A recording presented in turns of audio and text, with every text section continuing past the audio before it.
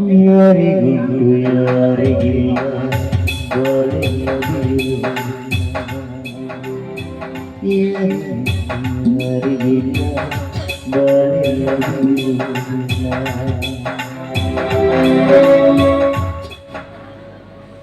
ಇವ್ರನ್ನ ಸುಮ್ಮನೆ ಕರ್ಕೊಂಡೋಗಮ್ಮ.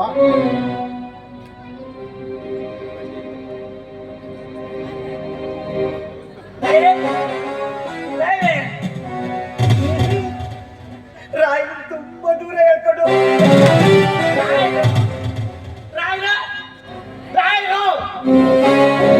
ಏನ್ ನೋಡ್ತಾ ಇದ್ದೀರಿ ರಾಯ್ವೆ? ಶಾಸ್ತ್ರಿಗಳೇ, ಈಗ ಇಲ್ಲೊಂದು ಹುಡುಗಿ ಒಬ್ಬ ಮುದುಕನ ಕರ್ಕೊಂಡು ಹೋದ್ಲಲ್ಲ. ಬೋಲ್ ತೆಗೆದುಕೊಟ್ರಲ್ಲ ಅವಳ? ಹಾ ಹಾ, ಯಾರವಳು? ಅವಳು ನಮ್ಮ ರಾಮಯ್ಯನ ಮಗಳಲ್ವಾ? ಅವಳೆ ಕಾಯಿಲೆದ ಹೋದಲ್ಲ, ಅವನು ನಮ್ಮ ಬಾಳು ಮನೆ ರಾಮಯ್ಯ ಮಾಡಿ. ಓಹೋ, ಆ ರಾಮಯ್ಯ.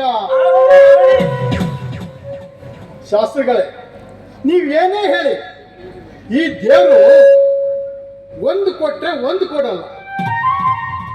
ಹಲ್ಲಿದ್ದವನಿಗೆ ಕಡ್ಲೆ ಕೊಡಲ್ಲ, ಕಡ್ಲೆ ಇದ್ದವ್ರಿಗೆ ಹಲ್ಲು ಕೊಡಲ್ಲ. ಪಾಪ ಆ ಹುಡುಗಿಗೆ ಸೌಂದರ್ಯ ಕೊಟ್ಟ, ಆದ್ರೆ ಲಕ್ಷ್ಮಿ ಕೊಡ್ಲಿಲ್ಲ. ನನಗೆ ಈ ಮೋಹನ್ ರಾಯರಿಗೆ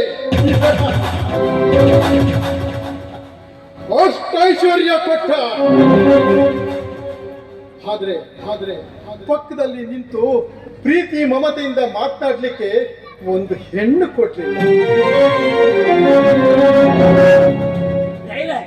ಇದೆಲ್ಲ ಆ ದೈವ ಇಚ್ಛೆ. ಇದು ದೈವ ಇಚ್ಛೆ ರಾಯ್ರೆ. ಶಾಸ್ತ್ರಿಗಳೇ, ನೀವೇನೇ ಹೇಳಿ, ಆ ಹುಡುಗಿನ ನೋಡ್ದಾಗಿಂದು ನನ್ನ ಮನಸ್ಸು ಚಂಚಲವಾಗ್ತಾ ಇದೆ. ಮತ್ತೆ ಮತ್ತೆ ಅವಳನ್ನ ನೋಡ್ಬೇಕು ಅನ್ನಿಸ್ತಾ ಇದೆ ಶಾಸ್ತ್ರಿಗಳೇ. ಮತ್ತೆ ಅದಕ್ಕೆ ಏನಂತೆ ರಾಯ್ರೆ? ದಿನಾಲು ನೀವು ಅವಳ ಮಕ್ಕ ನೋಡ್ಬೋದು. ಒಂದು ಕೆಲಸ ಮಾಡಿ ರಾಯ್ರೆ, ನಿಮ್ಮ ಮಗ ಮಹೇಶ ಇದ್ದಾನಲ್ಲ, ಅವನಿಗೆ ಮದುವೆ ಮಾಡಿ ಮನೆ ತುಂಬಿಸ್ಕೊಳ್ರಿ. ನೀವು ದಿನಾಲು ಅವಳ ಮುಖ ನೋಡಬಹುದು. ಅದರಿಂದ ನಿಮಗೂ ಅನುಕೂಲ, ನನಗೂ ಅನುಕೂಲ, ಅವಳಿಗೂ ಅನುಕೂಲ, ಎಲ್ಲರಿಗೂ ಅನುಕೂಲನೇ. ಹೌದು. ಮತ್ತೆ ನೀವು ದಿನಾಲು ಬೆಳಿಗ್ಗೆ ಚಾ ಕುಡಿಬೇಕಾದ್ರೂ ಒಂದ್ಸಲ ಅವಳ ಮುಖ ನೋಡಬಹುದಾ? ಮಧ್ಯಾಹ್ನ ಊಟ ಮಾಡಬೇಕಾದ್ರೂ ಅವಳ ಮುಖ ನೋಡಬಹುದು. ಮತ್ತೆ ರಾತ್ರಿ ಮಲಗುವಾಗೂ ಅವಳ ಮುಖ ನೋಡಬಹುದು. ಅದರಿಂದ ಅವಳಿಗೂ ಅನುಕೂಲ, ನಿಮಗೂ ಅನುಕೂಲ, ನನಗೂ ಅನುಕೂಲ. ಮತ್ತೆ ಅವಳು ಭಾರಿ ತಾಪತ್ರೆ ಸಿಕ್ಕಾಕೊಂಡಿದ್ದಾಳೆ ರಾಯ್ರೆ. ಅವಳ ಅಪ್ಪನ ಆಪರೇಷನ್ಗೆ 2 ಲಕ್ಷ ಬೇಕು ಅಂತ ನನ್ನ ಕಾಲು ಹಿಡಿದವಳೆ.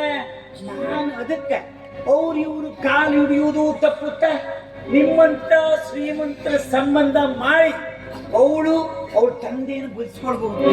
ಆ ಅನುಕೂಲ ನಿಮ್ದು.